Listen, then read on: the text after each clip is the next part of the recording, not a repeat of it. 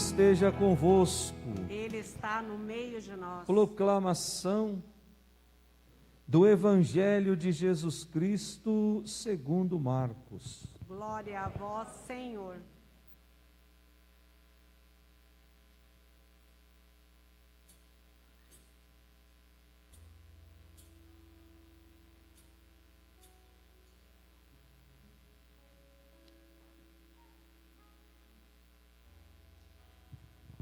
Naquele tempo, os apóstolos reuniram-se com Jesus e contaram tudo o que haviam feito e ensinado.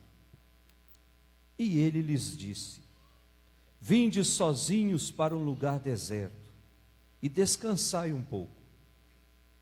Havia de fato tanta gente chegando e saindo que não tinham tempo nem para comer. Então foram sozinhos de barco para um lugar deserto e afastado. Muitos os viram partir e reconheceram que eram eles. Saindo de todas as cidades, correram a pé e chegaram lá antes deles. Ao desembarcar, Jesus viu uma numerosa multidão e teve compaixão, porque eram como ovelhas sem pastor. Começou, pois, a ensinar-lhes muitas coisas. Palavra da salvação. Glória a vós, Senhor.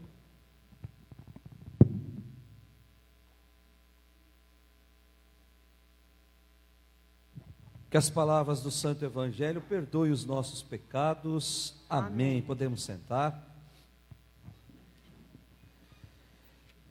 Caríssimos irmãos que nos acompanham ao vivo pelas redes sociais, nós chegamos ao domingo de número 16.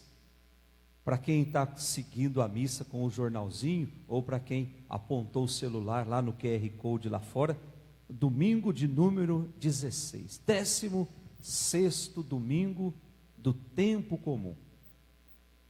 Nós já estamos carecas de saber que esse tempo comum, ele se estende até novembro, 34 domingos com esse título, Domingo do Tempo Comum.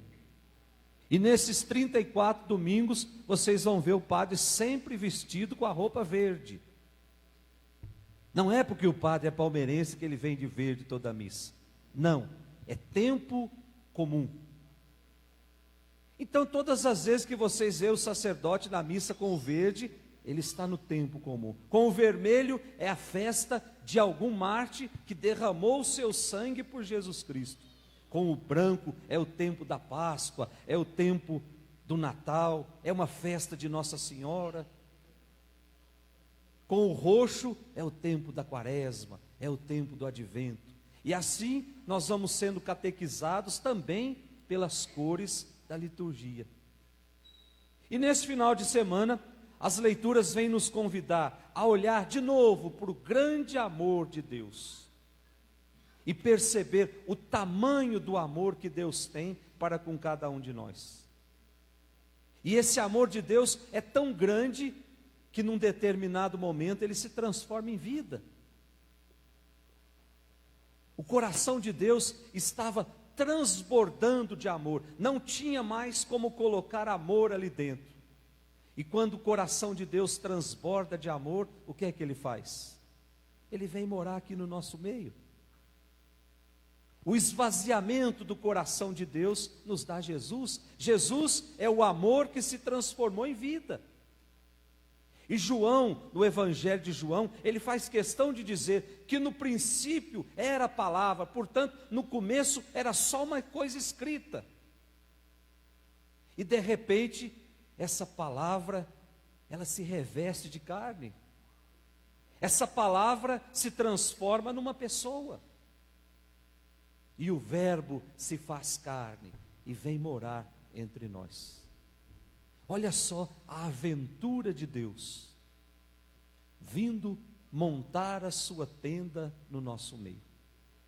E João continua dizendo que não foi só isso que Deus fez. Deus quis ser igual a nós em tudo, menos no pecado, mas se fez pecado carregou sobre si as nossas enfermidades, as nossas dores, as nossas fraquezas.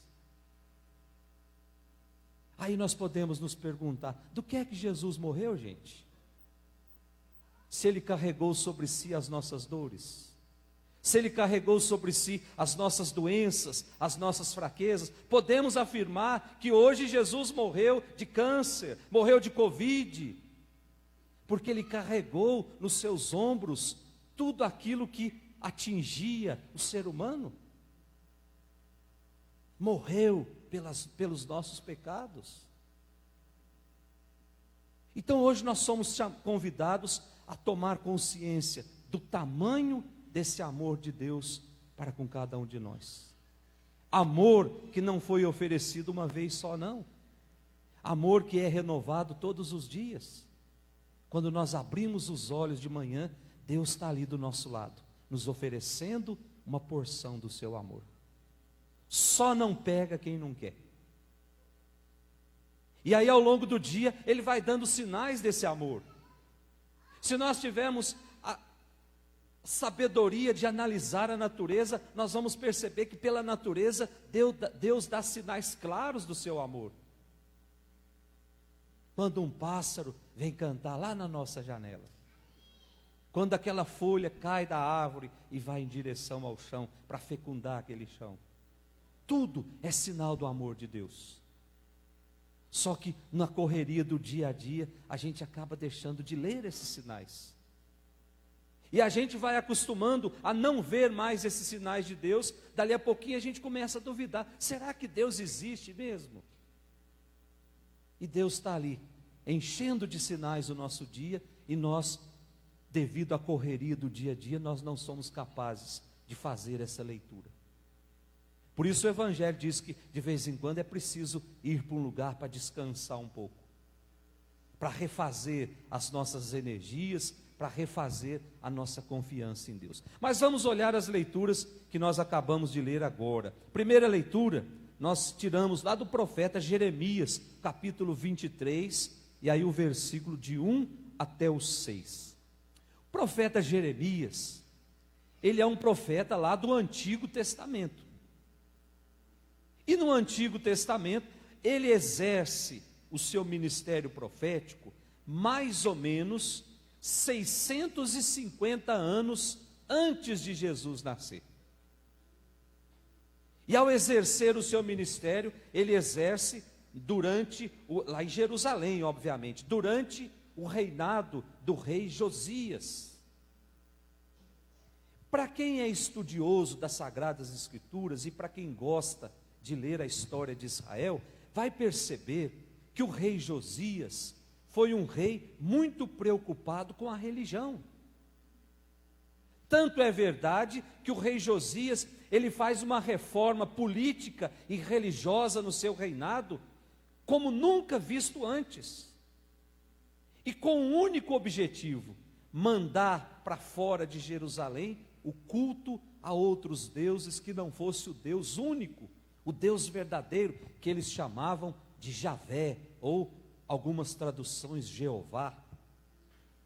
Então Josias queria que Jerusalém cultuasse somente esse Deus, o único, o verdadeiro, o Deus que fez aliança com o seu povo. Só que nesse período, essa reforma foi muito bem aceita pelo povo, só que foi uma reforma superficial. No coração do povo ainda existia o desejo de não trilhar os caminhos de Deus, devido às fortes influências que sofreram no culto a outros deuses, o deus Baal, uma série de deuses.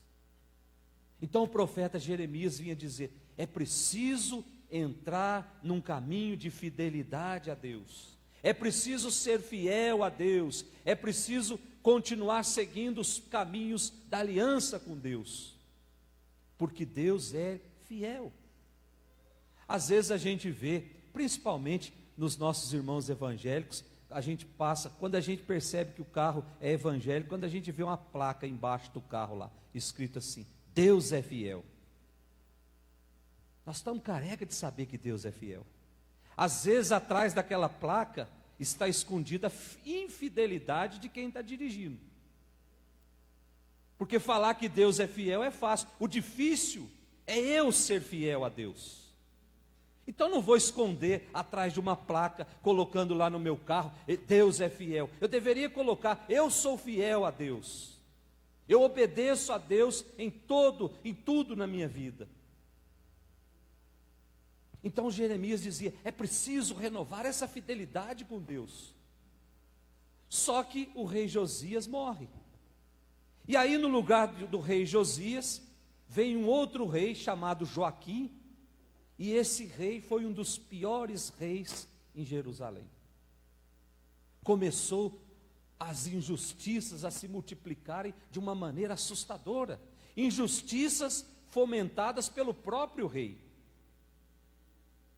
E a infidelidade religiosa começou a causar um grande sofrimento no profeta Jeremias. Por quê? Porque ao invés de confiarem em Deus, eles começavam a fazer aliança com outros povos e começava a confiar no exército daquele povo. Então, a nossa confiança agora não está mais em Deus, agora está na força, está no exército das terras que nós vamos conquistando. E aí o profeta Jeremias se convence que o povo já ultrapassou todas as medidas. E aí ele profetiza, se nós não colocarmos a nossa confiança em Deus, um grande castigo vai cair sobre nós. E esse castigo acontece. Ano 597 a.C., o rei Nabucodonosor destrói totalmente Jerusalém e leva para o exílio na Babilônia as pessoas mais influentes de Jerusalém, comerciantes, intelectuais. Castigo acontece. E aí no lugar do rei Joaquim, o rei Nabucodonosor coloca o rei Sedecias, que começa a fazer tudo igual o rei Joaquim. Então Jeremias profetiza de novo, olha gente, mudem de vida, senão o castigo vai ser pior. E ao invés de mudar de vida, o que é que eles fazem? Reúnem as pessoas importantes e condenam o profeta Jeremias. Diz para Jeremias assim, você aqui só anuncia desgraça. Então você vai ser preso. Você vai ser acusado de agir contra o rei. Você vai ser acusado, ou melhor, você é acusado de traição. E o profeta Jeremias vai preso. Então nós temos a primeira leitura de hoje. Olha só a volta que nós precisamos dar para entender esse trecho que nós lemos na primeira leitura. Em que Deus condena os pastores de Israel, que não conduzem bem as ovelhas, são indignos, pois olham para o rebanho como algo que satisfaça os seus interesses, os seus projetos. E ao mesmo tempo Deus anuncia, eis que virá um descendente de Davi. Esse sim vai governar o povo de acordo com a vontade de Deus. Esse sim eu vou colocar para ser o pastor que conduz o povo para a felicidade, que conduz o povo para a vida, para a paz, para a tranquilidade, e sobretudo um pastor que leve o rebanho para o céu, para ser salvo. Quem é o descendente de Davi, gente? Jesus. E olha que foi anunciado 650 anos antes. Com isso, a leitura nos deixa muito claro que o tempo de Deus é diferente do nosso. Deus não fica lá no céu com um relógio no pulso, dizendo, daqui 5 minutos eu vou fazer isso, daqui a alguns anos eu vou fazer isso. O tempo em Deus não é medido no relógio, não é tempo de cronos, de cronômetro. O tempo em Deus é tempo da graça. Por isso o tempo em Deus, ele é o kairós, o tempo em que Deus derrama a sua graça. Então hoje, agora, aqui, aí onde você está sentado, Deus está derramando a sua graça. Só não absorve essa graça quem não quer. Por isso eu dizia no começo que Deus vai dando sinais. Deus vai dando pistas de como eu absorvo essa graça. Mas, para que isso aconteça, meu coração precisa estar disponível. Se o meu coração está cheio de preocupações do dia a dia, como é que eu vou perceber essa graça? Se o meu coração está cheio de mágoa, está cheio de raiva, como é que eu vou absorver essa graça? E ontem eu dizia, olhemos para Maria, gente. Olhemos para essa mulher, para essa menina, que o coração era totalmente de Deus. É por isso que o anjo, quando chega perto dela, o anjo diz, ave cheia de graça. O anjo está dizendo, ave Maria, transbordante, repleta da graça de Deus. Quando o nosso coração está cheio da graça de Deus, não tem lugar para o pecado. Não tem lugar para a mágoa, não tem lugar para o ressentimento. Então, se você está sentindo raiva de alguém hoje, se você está magoado com alguém hoje, é porque você já permitiu que a semente do encardido seja colocada ali dentro. Tire essa semente o quanto antes e permita que essa graça de Deus encha o seu coração. Aí nós vamos experimentar as consequências dessa graça, que são os milagres. Milagre acontece na vida de coração que está cheio da graça de Deus. Coração que não tem rancor, que não tem mágoa, que não tem ressentimento. Depois a gente olha a segunda leitura, que foi tirada da carta de São Paulo aos Efésios, capítulo 2. São Paulo escreveu várias cartas, né, gente? A gente estuda aqui todos os domingos, São Paulo escrevendo várias cartas para várias comunidades. E quando ele escreve, sempre é porque a comunidade está sofrendo com alguma coisa que foi colocada ali dentro. Quando duvidam de Deus, quando duvidam da ressurreição, então Paulo precisa escrever para dizer, olha, o caminho que vocês estão seguindo não é esse. E nessa carta aos Efésios, o tema principal da carta, de todos os capítulos, é o mistério. Aquele mistério que ficou escondido por muitos séculos, que agora se revela em Jesus. E ao ser revelado em Jesus, ele é comunicado aos apóstolos. E ao comunicar aos apóstolos, ele é confiado à igreja de tornar esse mistério conhecido no mundo inteiro. Na hora da missa, quando o padre levanta a Eucaristia e diz, eis o mistério da fé. Eis aquilo que está escondido. Mistério é algo que está escondido. Mas o mistério de Deus ficou escondido por muitos séculos, mas Jesus revelou. Jesus é o mistério revelado. E aí São Paulo explica tudo isso. Depois de falar sobre o papel de Cristo nesse mistério, nesse projeto salvador de Deus, Paulo agora vem dizer que nós precisamos nos reconciliar uns com os outros. Essa reconciliação, diz São Paulo na segunda leitura, foi operada por Cristo e foi capaz de unir povos tão diferentes, judeus e pagãos, num único povo. Mas ele deixa claro que o que uniu povos tão diferentes foi o sangue derramado. O sangue derramado foi capaz de derrubar barreiras de inimizade. O sangue derramado foi capaz de fazer homem e mulher novos, restaurados. Está vendo só, gente, como é que nós somos mesquinhos? Como é que a gente guarda pequenas coisas no nosso coração, sabendo que o sangue derramado de Cristo já lavou tudo isso? E a gente insiste em colocar lá no nosso coração aquela sujeirinha, parece que a gente tem prazer em não falar mais com determinadas pessoas, parece que a gente tem prazer em humilhar os outros. Não permita que o encardido deite e role na nossa vida não, gente. Deus nos criou para sermos felizes, e essa felicidade, ela inclui em não se contentar com os restos que o mundo joga para nós. Mágoa, ressentimento, ódio, desejo de vingança, é tudo o resto do mundo. Coração de quem se diz cristão não pode ter espaço para isso, porque o sangue de Jesus já deixou meu coração limpinho.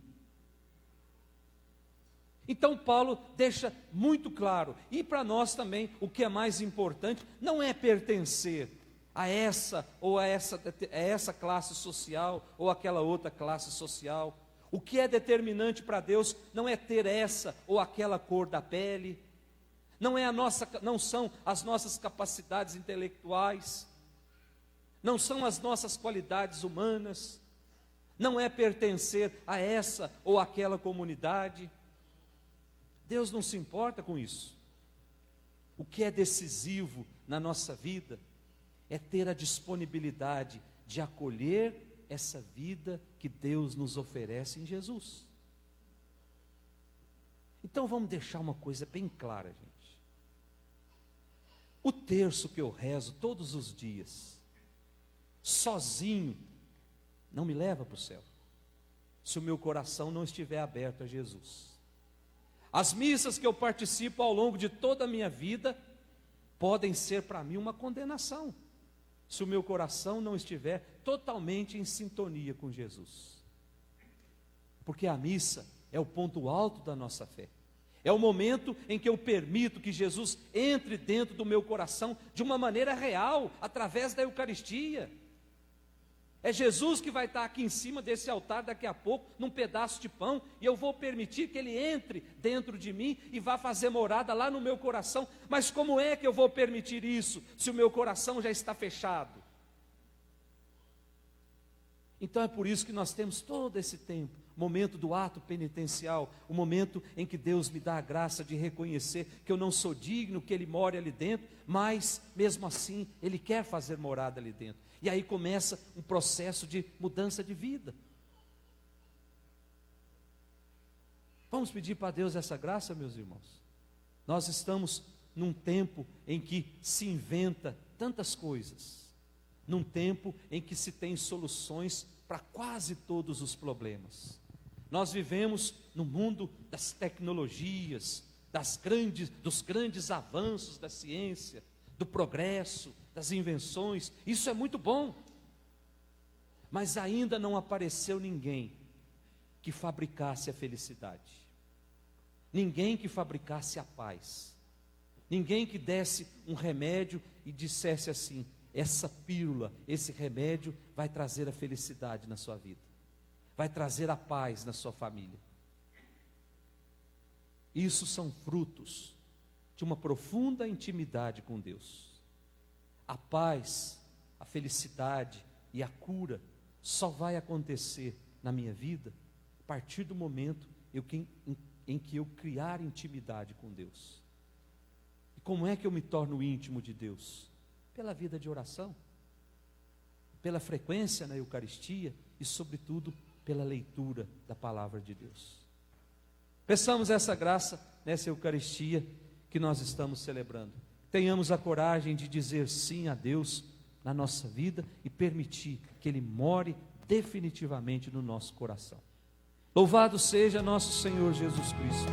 Eu vou deixar-me guiar e me abandonar